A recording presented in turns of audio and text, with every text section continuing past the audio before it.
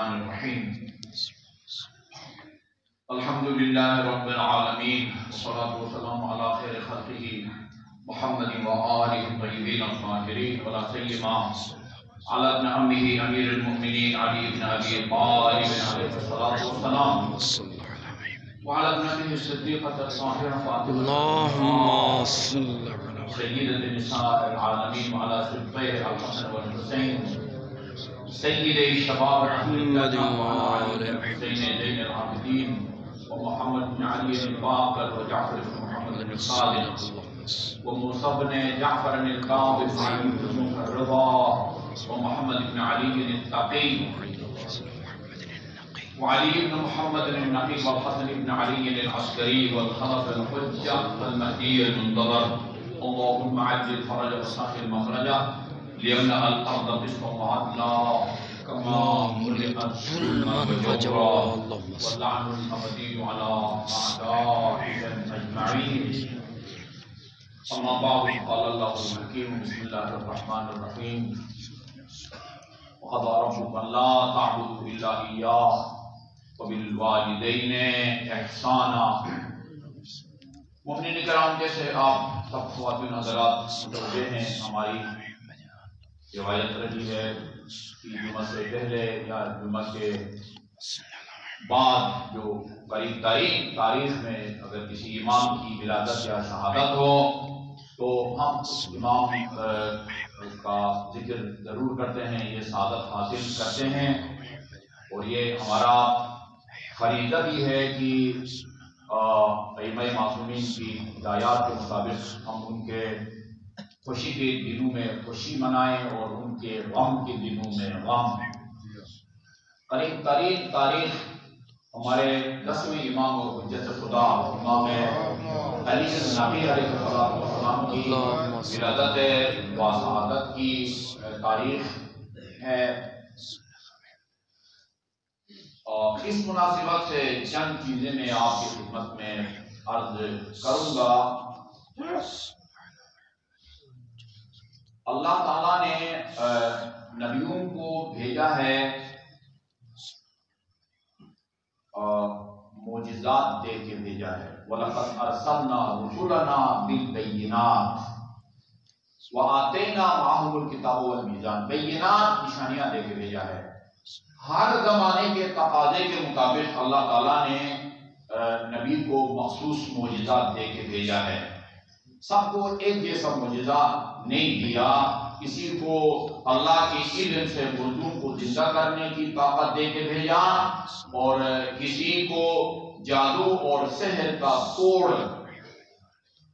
یعنی جس زمانے میں جس قسم کے معجزے کی ضرورت تھی وہ معجزہ دے کے بھیجا گیا۔ چنانچہ آن حضرت صلی اللہ علیہ وسلم کے جو ہزاروں معجزات ہیں ان میں سے ایک معجزہ جو ابدی اور دائمی معجزہ ہے وہ قرآن مجید ہے۔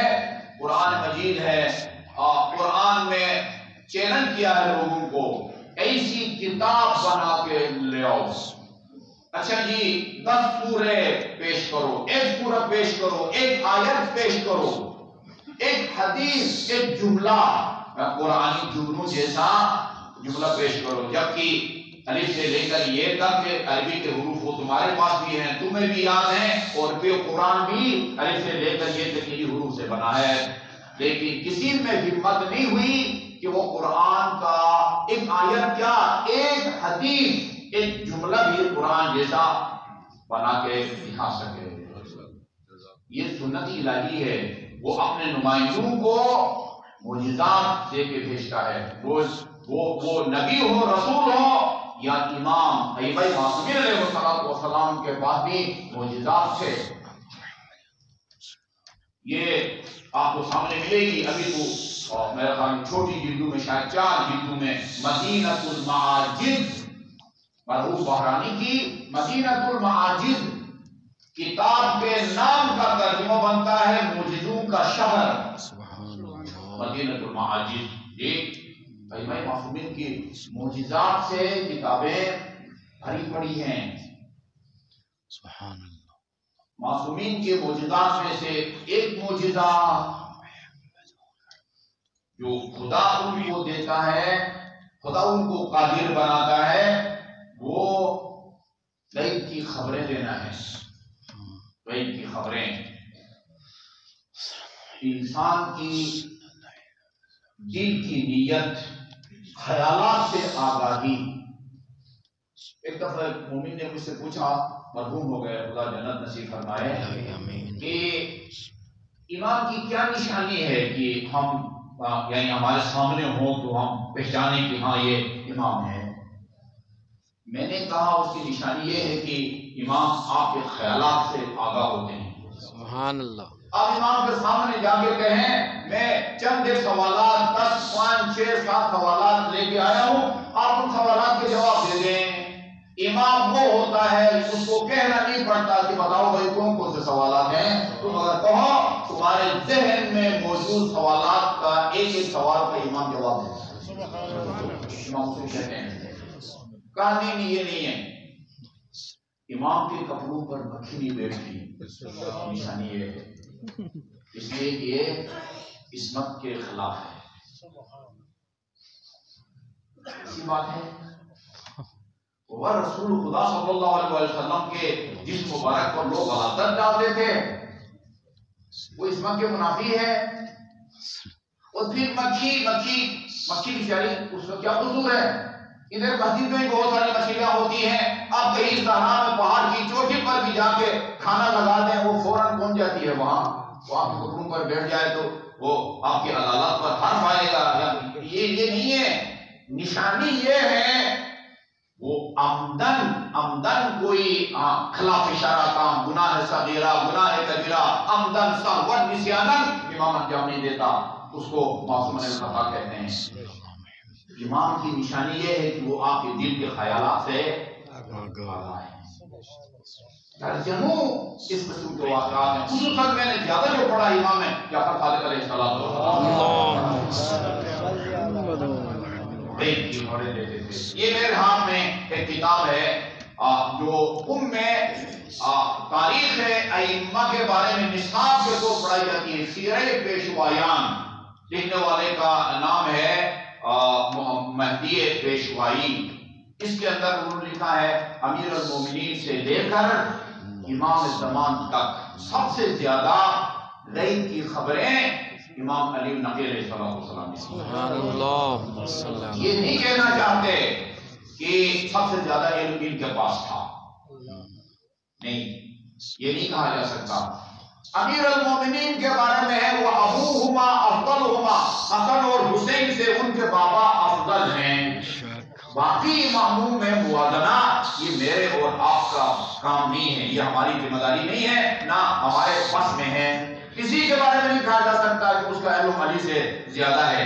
حالات اس طرح کے پیش آئے تھے امام علیہ السلام کو کہ آپ کو اپنی حقانیت کے ثبوت کے لیے، لوگوں کے سامنے اپنی امامت کو ظاہر کرنے کے لیے وہ آپ اعلان نہیں کر سکتے تھے کہ میں وقت کا امام ہوں، وقت کا پیشوا ہوں، میں حجت خدا ہوں، میرے بابا نے مجھے وصیت کی ہے، رسول خدا صلی اللہ علیہ وسلم نے میرا نام لے کے اعلان کیا ہے. خاتون جنت علیہ السلام کے پاس جو تختی تھی وہ میں نے آپ کو اس کا مضمون سے آگاہ کیا ہے.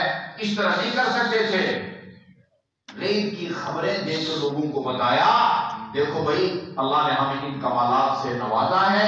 ہر کوئی کس ناقص کو اللہ تعالیٰ لوگوں کے دلوں کے خیالات سے آگاہ نہیں کرتا. وہ ٹائم ابھی میرے پاس کم ہے. وہ اصفہان کا ایک بندہ جو پہلے شیعہ نہیں تھا، یعنی شیعہ تو ہوتے ہیں، اثناعشری نہیں ہوتے، چونکہ شیعوں کے بہت سارے فرقے ہیں، 7 فرقے ہیں. وہ امام علی نقی علیہ السلام کی امامت کا قائل نہیں تھا. بعد میں وہ امام کی امامت کا قائل ہوا. اس سے کسی نے پوچھا کہ تم کیوں شیعہ ہو گیا، تم کیوں امام علی نقی علیہ السلام کی امامت کا قائل ہو گیا ہے؟ کہا کہ میں اپنے علاقے میں یعنی بات کرنے کا بڑا ماہر تھا، جرأت کے ساتھ میں حکمرانوں کے ساتھ اور پتہ نہیں وہ ظالموں کے سامنے بات کرنے کی مجھ میں جرأت تھی، لہذا مجھے ایک وفد کی قیادت میں علاقہ کے لوگوں نے خلیفہ وقت متوکل عباسی کے پاس بھیجا۔ ہم اس کے دربار یا اس کے محل کے دروازے پہ کھڑے تھے، اتنے میں لوگوں نے کہا کہ ایک علوی کو خلیفہ وقت نے بلایا ہے، علوی کو خلیفہ وقت نے بلایا ہے۔ باتیں ہو رہی تھی، پتہ نہیں اس کے ساتھ کیا سلوک ہوگا، کسی نیک مقصد سے بلایا ہے، برے مقصد سے بلایا ہے۔ اتنے میں لوگ بکھرے ہوئے تھے، جس طرح یہ ہم اس طرح بیٹھے ہوئے ہیں، کھڑے کچھ لوگ کچھ بیٹھے ہوئے تھے۔ کہا اتنے میں ایک شخص سواری پہ سوار ہو کے آیا، نورانی چہرہ تھا اس کا، وہ سواری پہ سوار ہو کے آیا۔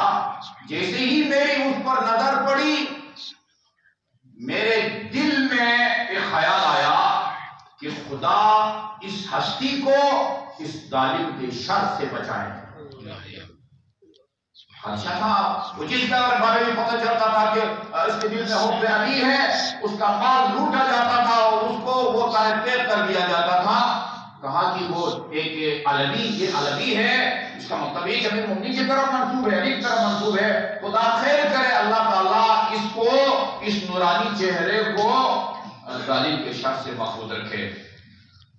جیسے ہی مجمع کی نظر پڑی اس کے اوپر، جیسے وہاں حجر اسود کے بوسہ کے لیے لوگوں نے امام زین العابدین کو بے ساختہ راستہ بنا کے دیا تھا، وہ یوں لوگ صفوں میں کھڑے ہو گئے اور راستہ آپ کو دیا گیا۔ سواری پہ سوار ہو کے وہ آ رہے تھے، نگاہیں سواری کی گردن پر مرکوز تھی، ادھر ادھر نہیں دیکھ رہے تھے۔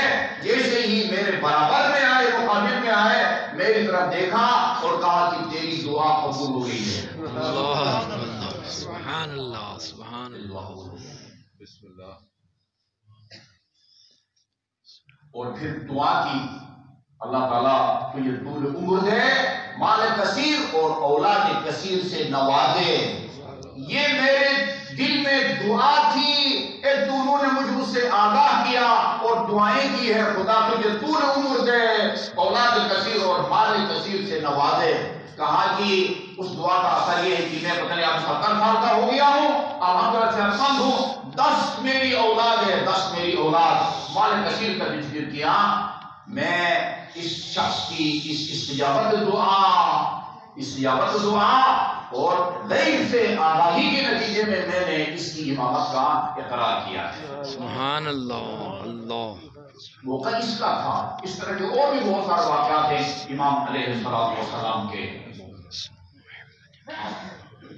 وہ ایک روایت ہے جو امام زمان اجل اللہ تعالیٰ فرجہ شریف کی طرف سے آپ کے نواب اربعہ میں سے ایک نائب، اس کو آپ نے یہ لکھا ہے، نواب اربعہ میں سے ایک نائب سے کسی نے پوچھا کہ کیا اللہ اپنے ولیوں کو دوست رکھتا ہے؟ ہاں دوست رکھتا ہے۔ پھر وہ دشمنوں کو، اس ولی کے دشمنوں کو اللہ تعالیٰ اپنے اولیاء پر، دوستوں پر مسلط کیوں کرتا ہے یا مسلط ہونے کا موقع کیوں دیتا ہے اور ان پر ظلم و ستم کا کیوں ان کو موقع دیا جاتا ہے؟ جیسے امام حسین علیہ السلام اللہ تعالیٰ کے ولی تھے، وہ محبوب خدا تھے، لیکن ظالم پر مسلط ہو گیا، یزید اور بنی امیہ پر مسلط ہو گئے، ان کو شہید کیا گیا۔ کیوں اللہ تعالیٰ اپنے اولیاء کی مدد نہیں کرتا؟ جواب دیا، اللہ تعالیٰ نے اپنی توحید کو بچانے کے لیے اپنے اولیاء کو امتحانات سے دچار کیا ہے۔ توحید کو کس طرح توحید کو بچاتا ہے؟ لوگ جب ان کے معجزات کو دیکھتے ہیں، یہ اللہ تعالیٰ کی اذن سے وہ مردہ کو زندہ کرتے ہیں، یہ نابینا کے وہ آنکھوں پر ہاتھ پھیرتے ہیں تو خدا ان کو ان کی بینائی لوٹاتا ہے۔ معجزات، مدینہ المعاجز لوگوں کو معجزات کو دیکھتے ہیں تو لوگ ان کے معاملے بارے میں غلو کرتے ہیں، غلو، حد سے ان کو بڑھاتے ہیں، ان کو خدا مانتے ہیں، کوئی ان کو نبی مانتا ہے، ائمہ کو نبی نہیں، ان کو نبی مانتا ہے۔ لہذا اللہ تعالیٰ نے لوگوں کی اس غلط فہمی کو دور کرنے کے لیے کہ یہ اگرچہ معجزات ان سے ظاہر ہوتے ہیں، اللہ کی دی ہوئی طاقت سے یہ اردو کو بھی زندہ کرتے ہیں اور پیدائشی نابینا کو بینائی بھی عطا کرتے ہیں، اور اسی طرح وہ لوگوں کے گھروں میں جو چیزیں موجود ہیں ان کے بارے میں بھی آگاہی رکھتے ہیں، جیسے کہ حضرت عیسیٰ کے بارے میں قرآن کے اندر موجود ہے، یہ ضرور کرتے ہیں، لیکن یہ خدا کی مخلوق ہے، یہ خدا نہیں ہے۔ جس طرح عام انسانوں کو تلوار نقصان پہنچاتی ہے، جس طرح عام انسانوں کو زہر نقصان پہنچا سکتا ہے، یہ اولیاء خدا ہے، یہ اللہ نہیں ہے۔ خدا ہے جو محل حوادث نہیں ہوتا، نہ وہ ایسا نہیں ہے کہ کبھی وہ صحت مند ہو، کبھی بیمار ہو، کبھی طبیعت خراب ہو جائے خدا کی نعوذ باللہ، اور کبھی صحیح ہو جائے۔ یہ خدا کی ذات ہے جو محل حوادث نہیں ہے، مختلف حالات سے خدا دوچار نہیں ہوتا۔ خدا کے علاوہ انبیاء ہو یا ائمہ ہو مختلف حالات سے دوچار ہوتے ہیں، ان پر زہر کا بھی اثر ہوتا ہے، تلوار کا بھی اثر ہوتا ہے، ان کو خوشی بھی ہوتی ہے، غم بھی ہوتا ہے۔ یہ بتانے کے لیے کہ یہ خالق نہیں ہے، خدا کی مخلوق ہے، وہ ان کو امتحانات سے دوچار کر دیتا ہے تاکہ لوگ غلو کر کے ان کو نعوذ باللہ اپنا الہ یا خدا نہ ماننے لگ جائیں۔ امام علی النقی علیہ السلام آپ کے زمانے میں یہ کیونکہ آج کل بھی بہت یعنی بڑی جدت دلیری کے ساتھ اور جرأت کے ساتھ غلو پر مشتمل گفتگو کی جاتی ہے، اس لیے مناسبت سے میں عرض کر رہا ہوں۔ امام علیہ السلام کے زمانے میں 4 آدمی مشہور غالی تھے ٹاپ کے، ان میں ایک علی ابن حسکہ ہے، امی ہے، یہ غالی تھا، غیر خدا کو خدا سمجھتا تھا۔ قاسم یقطینی یہ بھی غالی تھا، یہ بھی غیر خدا کو خدا سمجھتا تھا۔ حسن بن محمد بن بابا قمی یہ بھی غالی تھا، امام علی نقی علیہ السلام کا۔ محمد بن نصیر قہری یہ بھی غالی تھا۔ فارس بن حاتم، یہ سارے امام علیہ السلام کے زمانے کے غالی تھے جو ائمہ معصومین علیہ السلام کے بارے میں غلو کرتے تھے، ان کو حد سے بڑھاتے تھے۔ مرحوم صاحب کتاب نے لکھا ہے کہ ان میں سے جو وہ تھا علی ابن حسکہ، وہ کہتا تھا کہ امام علی نقی علیہ السلام خدا ہیں اور انہوں نے مجھے لوگوں کی ہدایت کے لیے نبی اور پیغمبر بنا کے بھیجا۔ اچھا، اس کے عقائد اور خیالات یہ اس کا عقیدہ ہے، اور فقہی احکام کے بارے میں وہ کہتے ہیں کہ وہ حج، زکوٰۃ، روزہ وغیرہ ان میں سے کسی کا بھی وہ قائل نہیں تھا، ان کا منکر تھا۔ محرم کے ساتھ نکاح کو یہ جائز سمجھتا تھا۔ اسی طرح غیر فطری عمل ان تمام کو وہ کہتا تھا کہ شریعت کے اندر حرام نہیں ہے، میں نبی ہوں اور امام علی نقی علیہ السلام نعوذ باللہ وہ اللہ ہے اور انہوں نے مجھے وہ بھیجا ہے۔ ایک اور جو عقیدہ تناسخ کا ہے اس کا یہ قائل تھا، یعنی جب ایک انسان اس دنیا سے اٹھتا ہے تو ثواب جزا کی صورت یہ ہوتی ہے کہ اگر بندہ اچھا ہے تو اس کی روح بعد میں آنے والی کسی اچھے مخلوق کے جسم میں چلی جاتی ہے، اور اگر بندہ برا ہے تو وہ اس کی روح بعد میں آنے والی کسی برے مخلوق کے روح میں چلی جاتی ہے۔ یہی ثواب و عقاب ہے، یہی جنت اور دوزخ ہے، اس کے علاوہ کوئی اور جس کا سورہ زلزال میں خدا نے ذکر کیا ہے، یوم الناس پتہ نہیں آپ قبروں اٹھائے جائے گا اور تاکہ ان کو اعمال دکھائے جائیں، فَمَن يَعْمَلْ مِثْقَالَ ذَرَّةٍ شَرًّا يَرَهُ، یہ ان کا قائل نہیں تھا۔ امام علیہ السلام نے مفصل طور پر مرحوم قر عاملی نے وسائل شیعہ کے اندر لکھا ہے، ابن حسک کہا کہ اس پر خدا کی لعنت ہو، یہ جھوٹ بولتا ہے، وہ ہمارے محبین میں بھی شامل نہیں ہے، چاہے کہ میں نے اس کو اپنا نبی بنایا ہو یا اس کو کیا ہو گیا، خدا اس کو لعنت کرے۔ خدا کی قسم اللہ تعالیٰ نے محمد اور دیگر پیغمبروں کو اس لیے بھیجا ہے تاکہ اللہ تعالیٰ کی وحدانیت کی وہ ترویج کریں، نماز کا، روزے کا، حج کا اور ہماری ولایت کا وہ اعلان کریں۔ اور محمد مصطفیٰ صلی اللہ علیہ وسلم نے بھی اللہ تعالیٰ کی وحدانیت کی دعوت دی ہے، ہم اس کے جانشین ہیں، ہم بھی وہی کام کرتے ہیں۔ شرک جائز نہیں ہے، اگر اللہ تعالیٰ کی ہم اطاعت کریں گے تو اس کی رحمت ہمارے شامل حال ہوگی، اور خدا نہ خواستہ اگر کسی نے نافرمانی کی وہ اس کو اپنی نافرمانی کی سزا بھگتنا پہ ہوگی۔ ہمارا خدا پر کوئی حجت نہیں ہے، وہ ہمارے اوپر حجت ہیں۔ جو اس طرح کی باتیں کرتا ہے کہ میں نے اس کو نبی بنا کے بھیجا ہے، میں اس سے اپنے لا تعلقی کا اعلان کرتا ہوں اور میں پناہ مانگتا ہوں اس قسم کے باتوں سے، تم بھی اس سے دوری اختیار کرو۔ یہ آگے ابن فارس کے بارے میں جب بتایا گیا کہ اس طرح کی باتیں کرتا ہے، امام علیہ السلام نے کہا کہ میرے نزدیک اس کا خون رائگان ہے، خون رائگان ہے، اور جو اس کو قتل کرے گا میں اس کی جنت کی ضمانت دیتا ہوں۔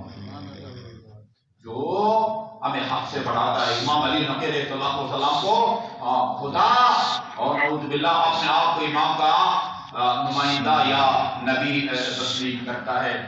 امام علیہ السلام نے امیر المومنین علیہ السلام سے یہ سلسلہ جاری تھا، امام جعفر صادق کے زمانے میں موجود تھے، رب کے درجات سلام کرتے تھے لوگ امیر المومنین کو، السلام علیکم یا ربنا، السلام علیکم یا ربنا، ہمارے رب ہمارا سلام ہو، ایسا نہ کہو میں تمہارا رب نہیں ہوں، میرا اور تمہارا رب اللہ ہے، الحمدللہ رب العالمین، دن میں کئی دفعہ گواہی دیتے ہو۔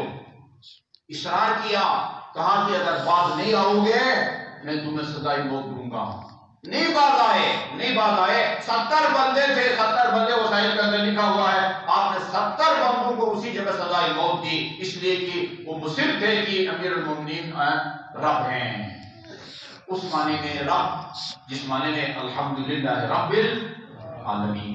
ایک رب کا معنی مالک ہوتا ہے، مالک کی جو آپ نے کپڑے پہنے ہوئے ہیں آپ اس کے رب ہیں، کسی نے اینٹیں پہنی ہوئی ہیں، سب کے جیبوں میں موبائل ہیں، سب اپنے اپنے موبائل کے رب ہے یا مالک ہیں، اس معنی میں کسی کو بھی رب کہا جا سکتا ہے، لیکن یہ کوئی کمال نہیں ہے، ہر مالک اپنی ملکیت کی چیزوں کا وہ رب ہوتا ہے، لیکن رب جو صرف خدا کے لیے استعمال ہوتا ہے کسی اور کے لیے نہیں، وہ یہ ہے کہ اس دنیا میں جتنی بھی مترقی چیزیں ہیں کمال کے درجات کو طے کرتے ہیں، ایک گٹھلی اس کو زمین میں آپ دبائیں کہ وہ اس میں ایک تناور درخت بننے کی صلاحیت ہوتی ہے، نطفہ میں صلاحیت رکھی گئی ہے کہ وہ خون میں تبدیل ہو جائے، پھر وہ گاڑھا ہو جائے، پھر گوشت کا ٹکڑا، پھر ہڈی، پھر اس کو اوپر گوشت چڑھ جائے۔ جو ذات یہ گٹھلی میں اگنے کی صلاحیت رکھتی ہے، نطفہ وہ انسان بننے کی اس میں صلاحیت رکھتی ہے، اس کو کہتے ہیں رب۔ سبحان اللہ۔ وہ اللہ کے علاوہ کوئی دوسرا نہیں ہے، یہ کام رسول کا نہیں ہے، نہ علی کا ہے، نہ اولاد علی کا ہے، یہ اللہ تعالیٰ کا کام ہے۔ الحمدللہ رب العالمین۔ ہمیں خصوصاً ہر دور میں یہ منحرف لوگ رہے ہیں، آج بھی یہاں موجود ہیں، جو اس وقت بھی تشیعوں کے لیے ننگ اور شرم کے باعث تھے اور آج بھی تشیعوں کے لیے ننگ ہے۔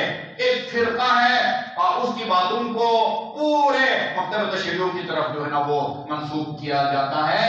ہماری سب کی ذمہ داری بنتی ہے فرد کی کہ اس قسم کی سوچ کا راستہ روکیں اور اپنے اداروں میں بھی اس قسم کے لوگوں کا جو ہے نا وہ داخلے ہی بند کر دیں جو گمراہی پھیلاتے ہیں اور تشیعوں کو بدنام کرنے کی کوشش کرتے ہیں۔ اللہ تعالیٰ ہمیں روح تشیع کو سمجھنے اور اس کو دنیا کے سامنے پیش کرنے کی توفیق عطا فرمائے۔ اعوذ باللہ من الشیطان الرجیم، بسم اللہ الرحمن الرحیم۔